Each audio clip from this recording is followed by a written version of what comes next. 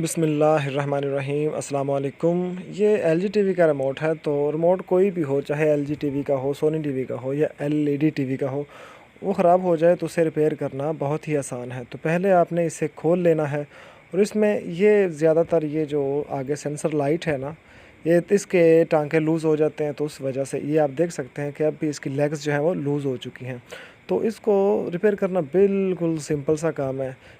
बाज़ औक़ात ये जो सेल वाली लेग्स हैं ये भी लूज़ हो जाएं तो प्रॉब्लम हो जाती है, लेकिन मोस्टली ये लाइट ही इसकी लूज़ होती है। तो आपने इसके टांके जो हैं वो दोबारा से शोल्ड कर देने हैं, लेकिन उससे पहले इसके साथ थोड़ा थोड़ा कलर उतार लेना है ताकि टांके जो हैं वो मज़बूती से लग सकें। तो अभी हम इसका कलर उतार रहे हैं आपके सामने।